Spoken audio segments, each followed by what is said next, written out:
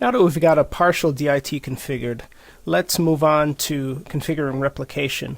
Now it seems, or may seem as if we're jumping the gun by configuring replication, but we're actually not, since we've spent the time to define a fraction of the DIT. So we have created the root or base DN, the 3 top-level organizational units, as well as one user within the people organizational unit.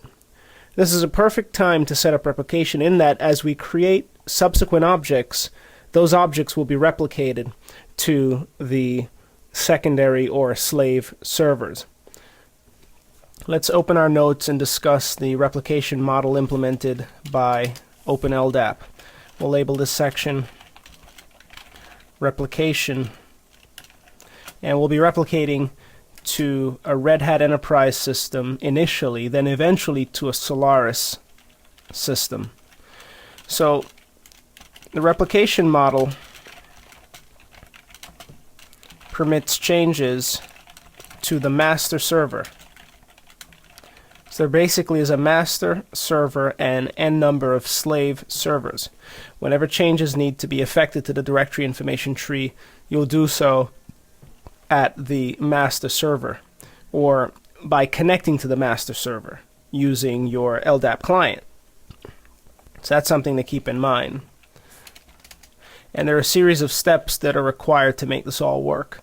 LDAP needs to be, OpenLDAP needs to be installed on all participating systems. So requires LDAP, and that's in this case OpenLDAP, on all participating systems.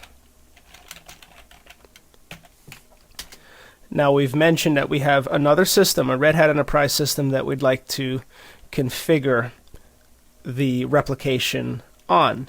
We have a graphic as well that we'd like to show you which depicts the environment. Let's go ahead and click on open. We've copied it to this system, and it is our standard graphical layout of the network, the classroom environment. So looking at this topology, what we see is the LDAP base, the base DN, which is DC equals Linux CBT, comma DC equals internal. A DNS infrastructure which matches the LDAP naming convention. A subnet, a reserved subnet, an RFC 1918 subnet of 192.168.75.0/24. And the systems are connected to various switches with a gateway which leads to the internet. We have a Solaris 10 system, which we'll configure momentarily in a subsequent section. A Red Hat Enterprise system, version 5. A SUSE Enterprise 10 system. This is our portal.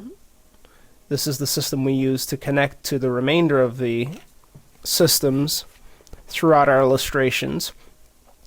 And the SUSE Enterprise 10 server acting as the LDAP primary server, and some other systems in the DMZ.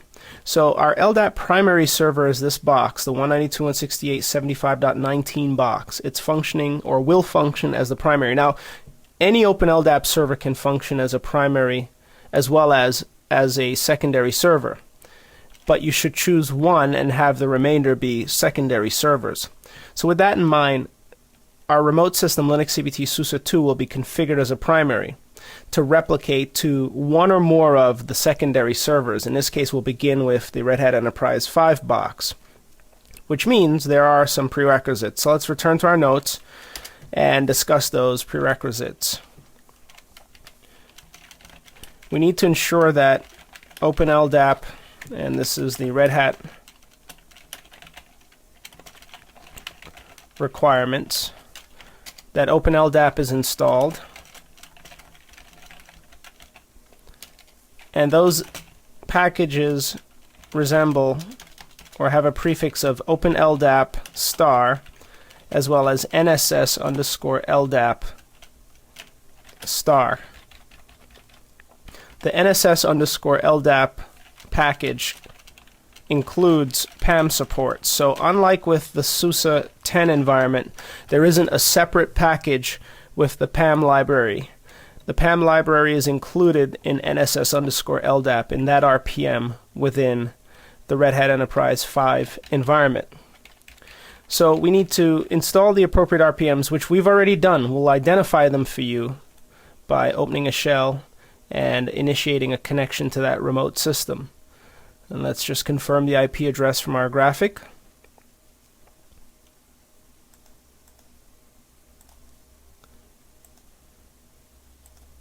And we'll be connecting to 192.168.75.21. So let's open a separate shell here.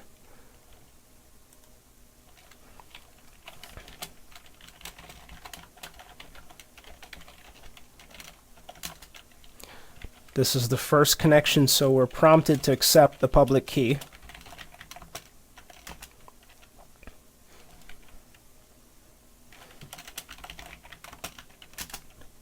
And now we're on the remote system. If we RPM query all, grep open LDAP,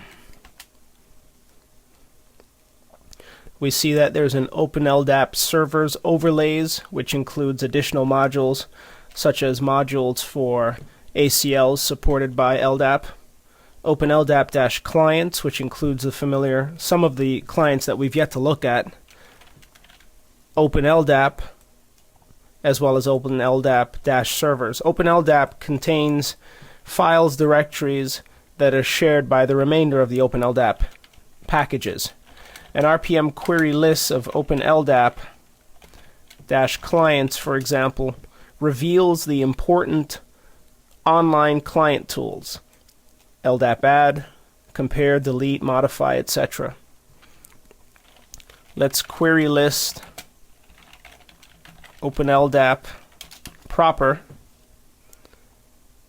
and we see that this package includes shared items such as certificates, a client LDAP configuration file, LDAP libraries, and documentation. And let's take a look at the servers package.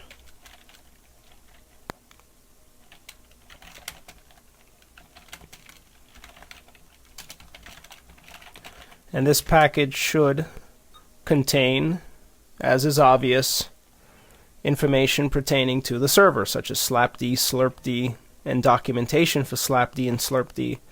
If we scroll up, we'll see slurpd as well as slapd, as well as all of the slap-related utilities. Those are the offline directory information tree modification utilities. We see schemas, initd or initialization D scripts for LDAP, as well as slurpd, all included in that main servers package. So LDAP is distributed in slightly different package names within a Red Hat environment, but it's still the same major version, version 2, which implements version 3 of the LDAP protocol.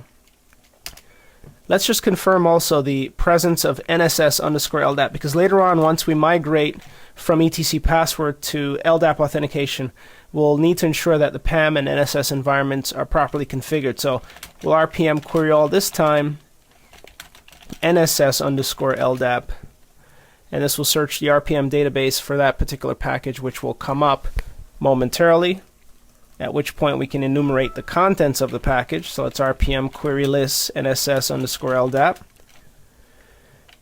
And if we scroll up already, you should see PAM references, although it's labeled NSS_LDAP. But if we scroll up, we see that NSS_LDAP uses an LDAP.conf file in etc as opposed to etc Open LDAP. So let's just make note of that, so that you know that there's one other configuration file out there. So NSS_LDAP RPM uses etc LDAP.conf. And of course, this pertains to PAM and name service switch services, such as authenticating your users to an LDAP database. Here we see two main libraries, and we also see the PAM_LDAP library, which is used by pluggable authentication modules. Which means, back to our original graphic, or the second graphic, when a user tries to authenticate once we have migrated from etc password to LDAP, using a utility such as SSH or FTP via PAM, PAM will consult the module, which will then cross-reference NSS and continue to look up the credentials, look up and match or not match the credentials based on the contents of the LDAP server and or etc password. So with that in place, or with that said and everything in place so far, we have the modules that we need on the Red Hat server to begin the configuration of replication. Now there are multiple steps. So steps to replication. These steps generally work regardless of distribution. So steps to replication regardless of distribution. These are basic steps. The first step is we want to take the LDAP server offline. That's the LDAP primary server, as currently the LDAP secondary server is not functional. It isn't running, it doesn't have a directory information tree. So take or stop master LDAP server. Now since it's running on a SUSE box, we'll use the RC script, RC LDAP stop, but we could optionally execute etc initd LDAP stop for those of you using traditional initialization D scripts or using a different distribution of Linux or Unix altogether. So we need to stop the server. This takes the server offline. So it takes offline so that the database can be properly backed up and exported to the remote system. Now the next step is to export the contents of the primary server or the master server to an LDIF file. Now there is another way. You could try copying the database files from varlib LDAP over to the remote system, but that method doesn't always work, whereas exporting to an LDIF and re-importing usually works. I suggest you export to an LDIF file, which creates a file that can be imported regardless of destination system. Regardless of hardware architecture, it will be importable. So far we're going to stop the main server, export its contents using the appropriate SLAP tools, and after we've exported the file, or the contents of the DIT, so the contents of the primary master server, directory information tree to an LDIF file, we'll have that file and we can then copy the file to the remote system. So we'll want to import it on the remote system, but not yet. There are some other steps that need to take place. Step 3, once we've exported the DIT to a file, is to update slapd.conf on the master server. Master/primary, they're one in the same server, to support replication. So we need to tell the master server that it is to take part in replication. So that should come as no surprise. And there are steps for doing so. There are directives for doing so, which we'll do momentarily. Once that's in place, copy and import DIT on slave server.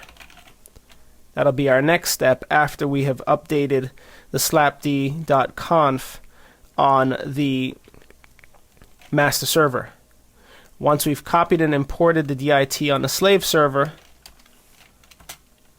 we will update the slapd.conf on the slave server or secondary server. And it too requires key directives.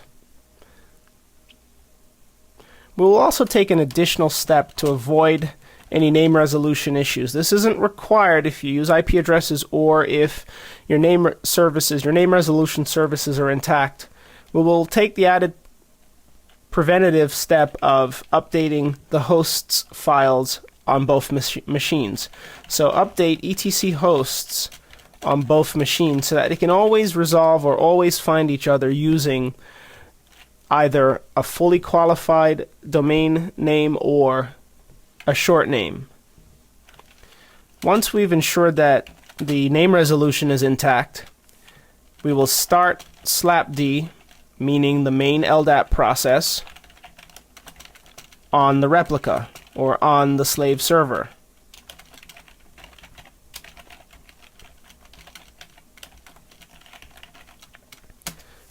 And then we will start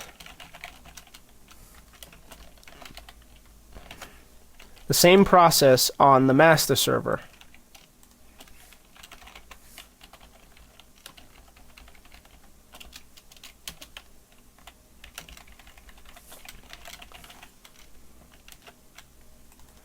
And then the final step will be to start the actual replication daemon, slurpd, which we mentioned earlier on the master server. Because again, changes take place on the master. So we'll start slurpd, which is the replication daemon, on the master or primary server. Now it seems like a bunch of steps, but it really isn't, considering the benefits. So again, just to quickly recap, we'll stop the master LDAP server. That's very straightforward. We execute an RC LDAP stop. We'll copy this into memory and go ahead and do that right now, and then paste in the other items as we go along. So let's ensure we have a window on the remote system. That's Linux CBT SUSE 2, which we currently do not. So we'll use this window.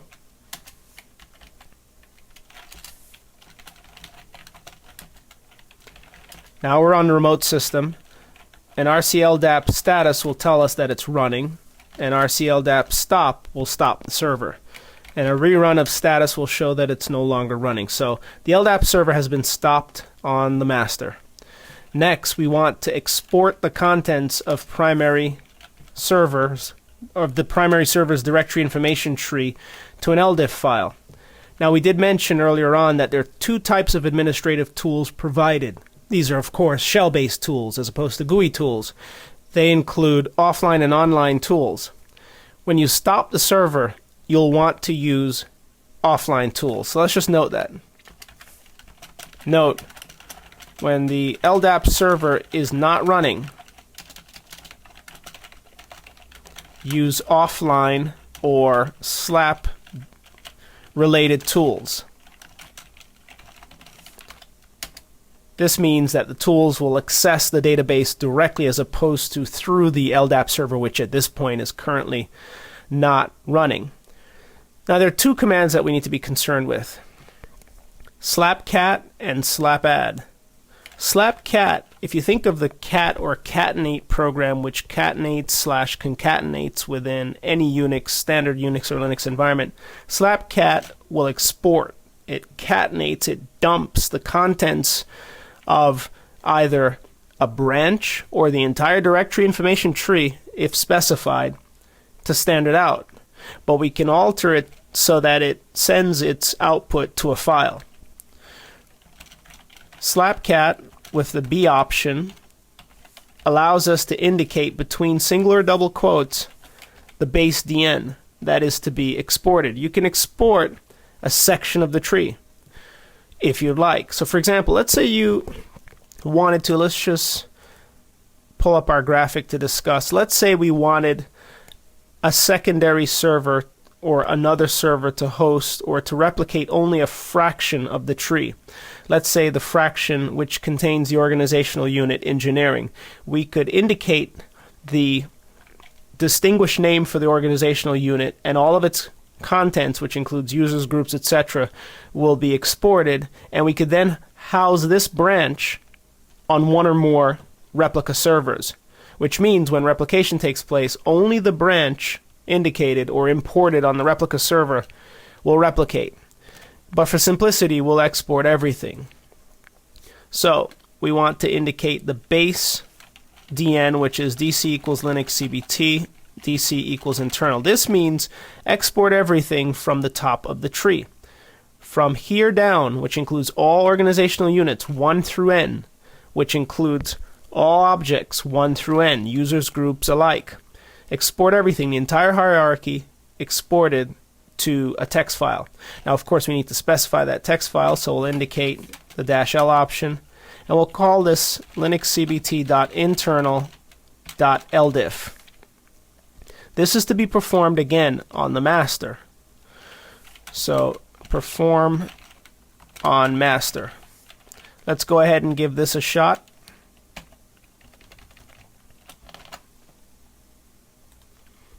We'll just make sure this is in memory.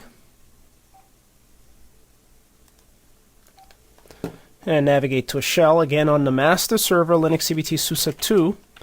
And we should also navigate into our LDAP directory to store this information. We'll echo the exit status. You may be wondering, how does slapcat know exactly what to export? Well, there are config files in place which allow the slap as well as LDAP related tools to find what they need, namely etc openldap ldap.conf as well as slapd.conf. So it knows where to find the base DN, it knows where the databases are located. That isn't a problem. Let's take a look at linuxcbt.internal.ldiff. We can lsl it with the H option, human readable, and we see that the database is a whopping 2.1K. Now this is the file that we will SCP, secure copy, over to the secondary server for import. Now let's take a quick look at our steps. We have exported the file. We will import it momentarily. We need to update the slapd.conf file on the master. Let's go ahead and jump to that step and include the directives that are important. Now again, we need to notify the primary server that it will participate in replication. Replication entails maintaining a log file to keep track of the items that are to be replicated, defining a replica, one or more, or a replica host, meaning one or more partners with which to engage in replication, defining the portion or branch of the DIT that's to be exported or replicated, defining a user to bind to when making these exchanges, which includes credentials, defining a bind method, whether it's encrypted or simple. In the security section, we will up it to secure. And those directives are spelled out for us. So let's go ahead and create the directives that are important. So as mentioned, we need a replication log file. The directive is rep log file. Very straightforward. We'll store it beneath varlib ldap, which is the default storage location of the replication log file. And we'll call it slapd.replicationlog. We need to define a replica host.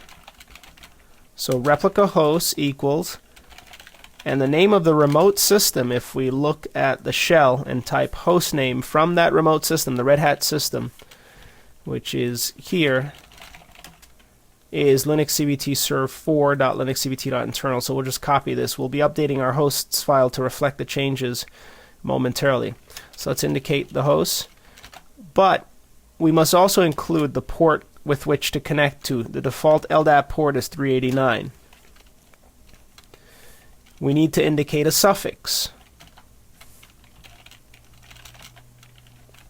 And that suffix is DC equals linuxcbt, DC equals internal.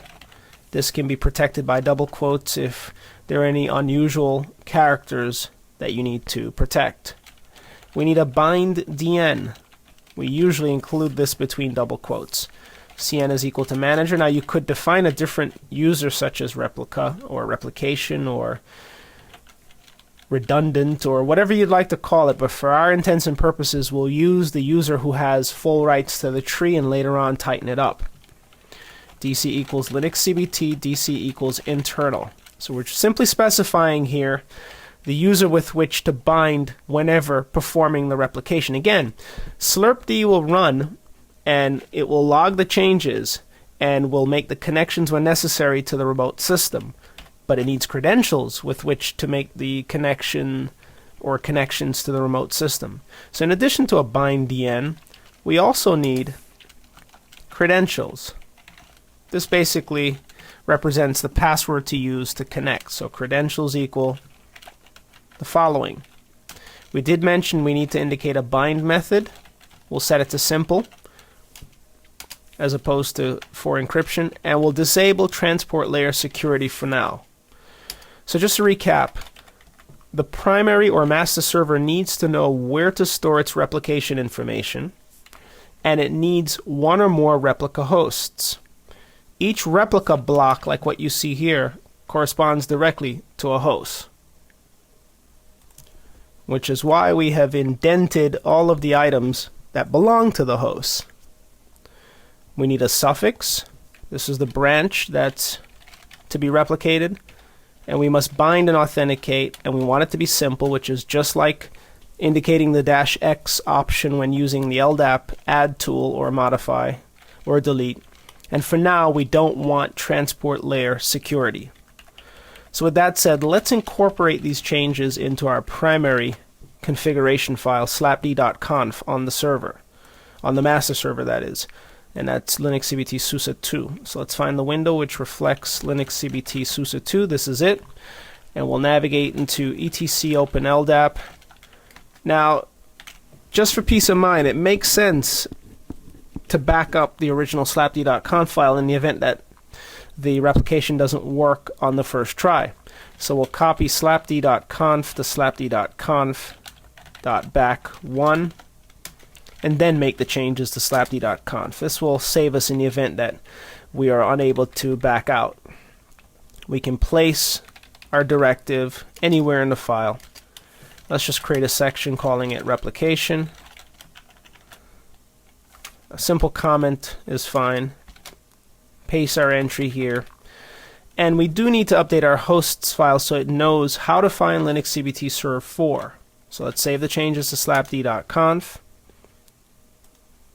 And then update using nano etc hosts. We'll create an entry for 192.168.75, and the IP is 21 for Linux CBT serv 4 internal and its short name.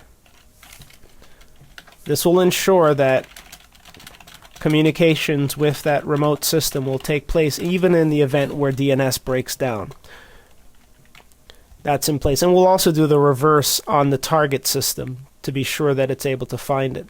So just to recap, we've included some directives in the primary server's slapd.conf, and we've updated the hosts file. And we've done so on the master so far. We'll do it on the slave or the replica server momentarily. Now, we did mention that as the next step, we should copy and import the DIT on the slave server. To copy, let's expand on this task. We'll use the SCP program followed by the name of the file, which is linuxcbt.internal.ldiff, and we'll send it to Linux CBT serv 4. Let's just see if there's a directory on that remote system that's conducive for storing LDAP related information. We'll make a directory calling it LDAP, and that's where we'll copy the file. So in our SCP step, we'll just include or tack on the LDAP directory as where we'd like to have it placed relative to the user's home directory. So let's go ahead and copy the file. On the local systems, or on SUSE 2, the primary LDAP system, we'll navigate into our home directory to LDAP, where we have the Linux CBT internal file. Then we'll copy it to the remote system. It prompts us for authentication, which is expected. And our authentication effort failed, so let's try it again. And now it's been copied. So the file exists over on the remote system. So we're now in a position to perform the next step, the next sub-step of the importation of the DIT into the remote system. And that's using yet another offline tool. Instead of slapcat, we'll use slapadd. So let's define that command. It will be slapadd, and the name of the file is simply linuxcbt.internal.ldiff. The file contains all of the directives necessary to recreate the entire directory information tree on any Open LDAP compliant system. So on the remote side, again, we should ensure that the LDAP server is not running on the replica server, the slave server, by executing psef grep, for example, LDAP, or service LDAP status to be sure that it's not running. With that said, let's paste our command, that's slap add, followed by the name of the file, with the L option.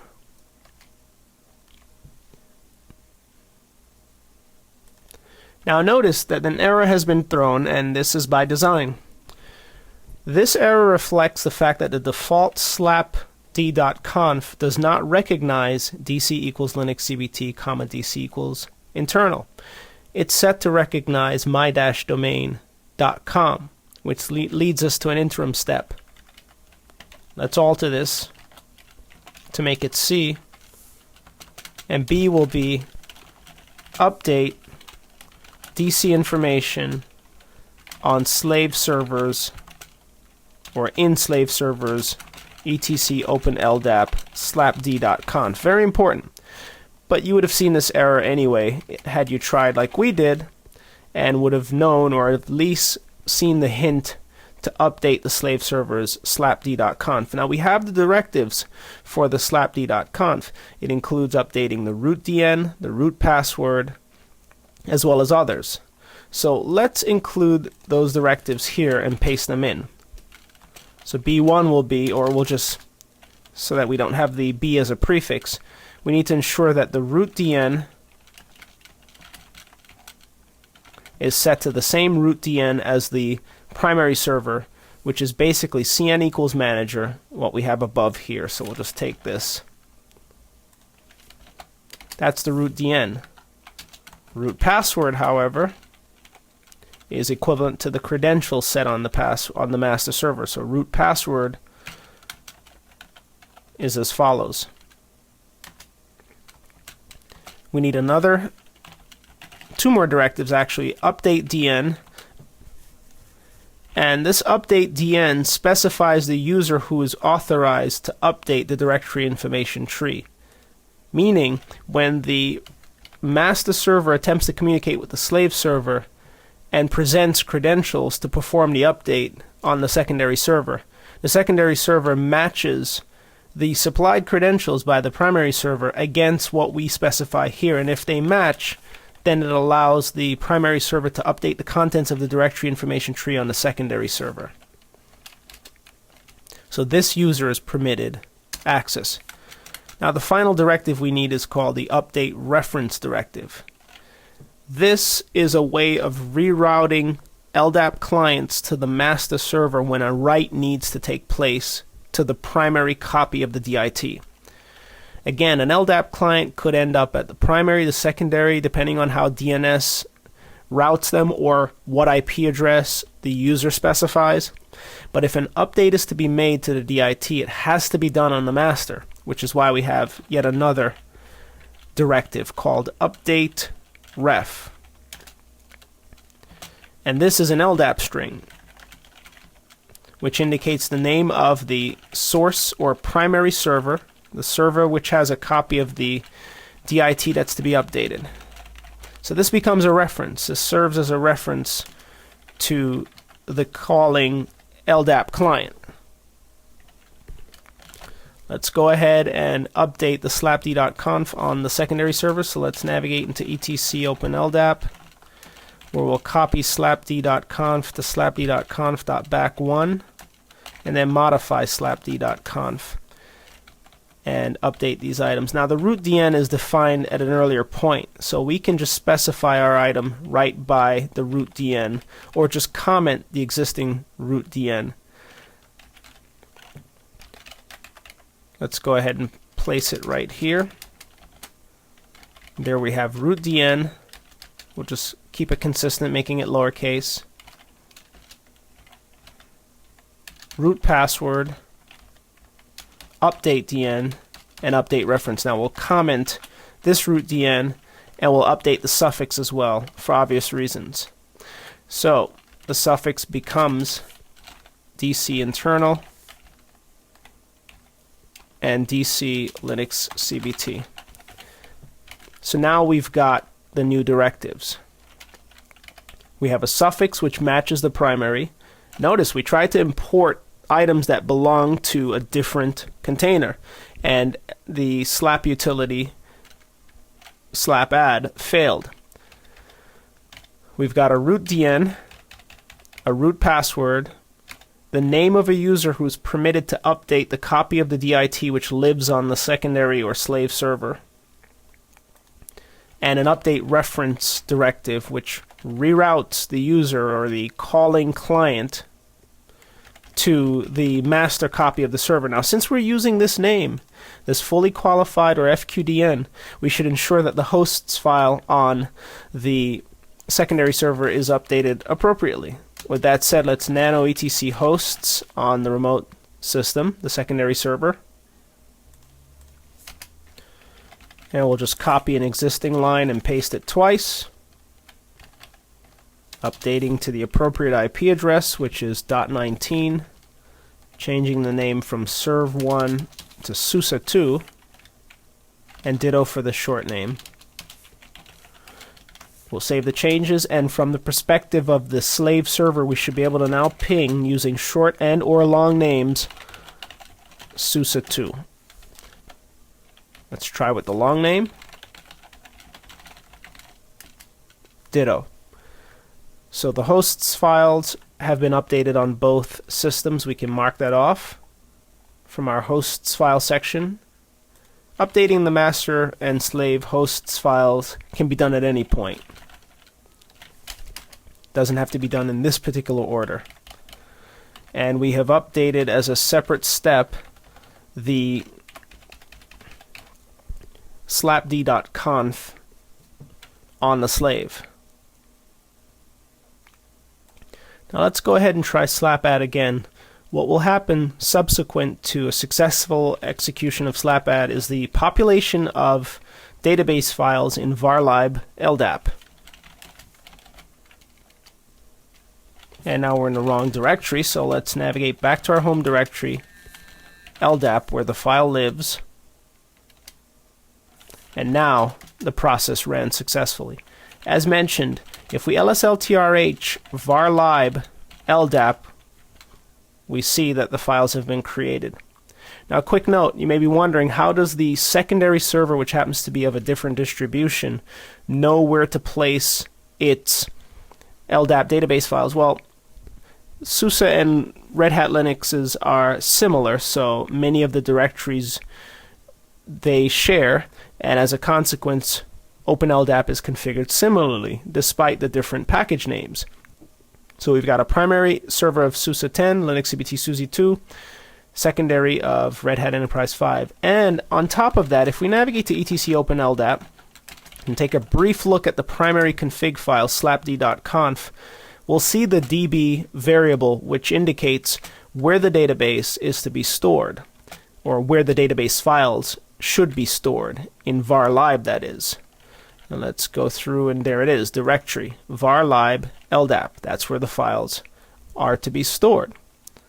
Also notice that the files are owned currently by the user root. They should be owned by the user LDAP.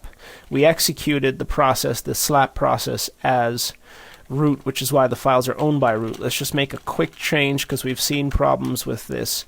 We'll chown LDAP star to be sure that the files are owned by LDAP. Let's just make a note of that.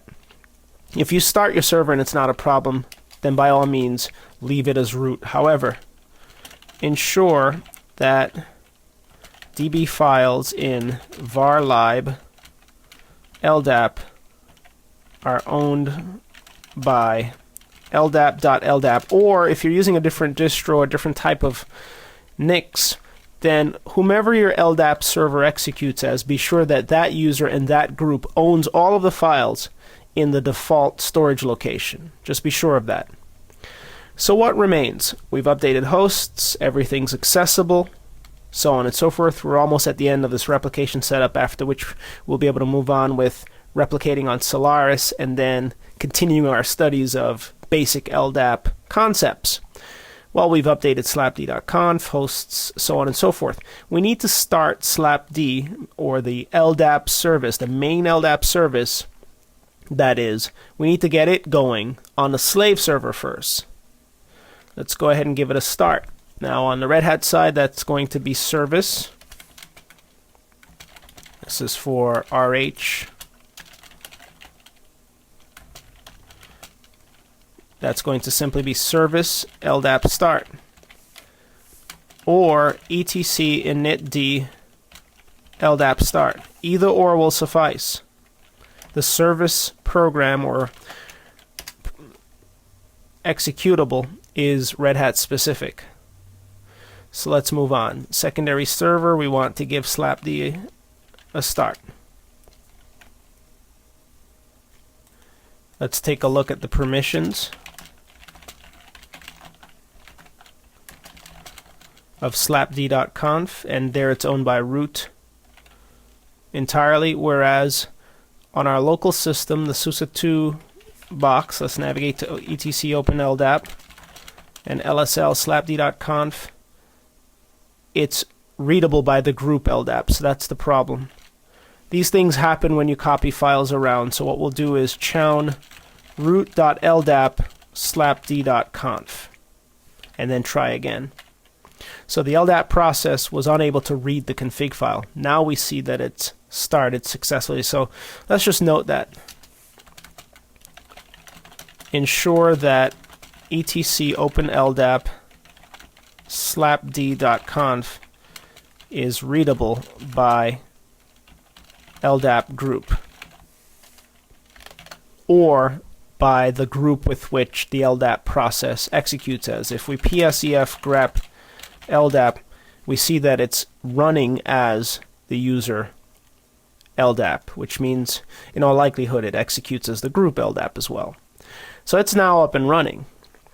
Here are the options it started with, and now we need to move on to the next step. And that is to start the LDAP process on the primary.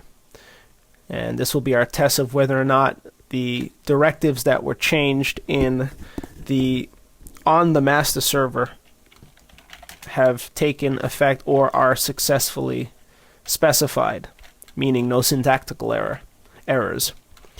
So let's execute rcldap start, or let's try the alternative etc initd LDAP start, and this will attempt to start the LDAP server on the other side, and it has. An echo of the exit status should return cleanly.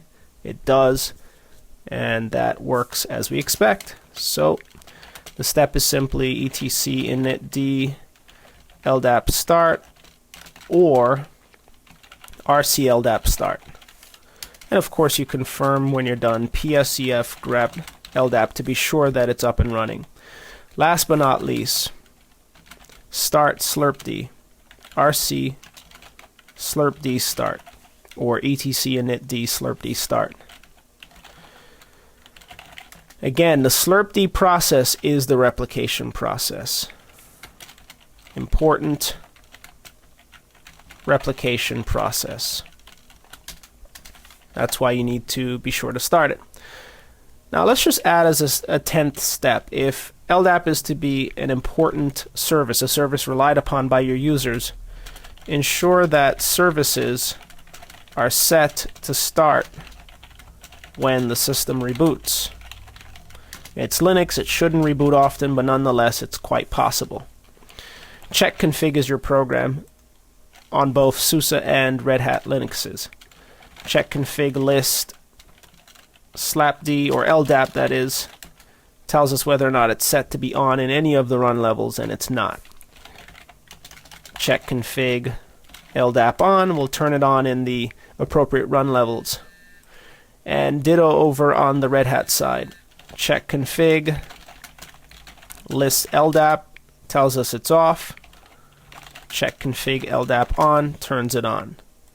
So check config list LDAP followed by check config LDAP on. That's the LDAP service. Now the slurpd service, by the way, whether you're using SUSE or Red Hat Linuxes, in etc initd are the services. You'll find LDAP, and you'll also find the slurp service, or the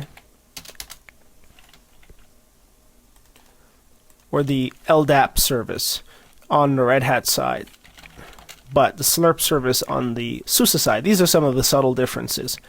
LSL, grep, LDAP. Now, again, as I've just mentioned, on the Red Hat side, if you take a look at the LDAP start script, this script starts both slapd and slurpd. But on the SUSE side, again, these are just some tiny differences. There's a separate process called slurpd that you want to be sure is set to start. So let's set another step. This will be a multi-step. Check configure. We'll just make it separate steps.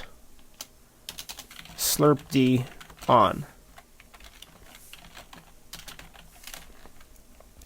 Let's check the current status of slurpd on the master. It's set to off in all run levels, and now we'll turn it on such that when the system resets, it works. Excellent. So now our services are set to start when the system reboots. Now we've done all this work, but we haven't verified whether or not replication actually works. This is all set up. We've spent 40 odd minutes setting it up. Well, in the next section, we'll continue to build the DIT, make changes, and watch them replicate. Once we've proven that the changes are replicating, then we'll replicate to the Solaris box.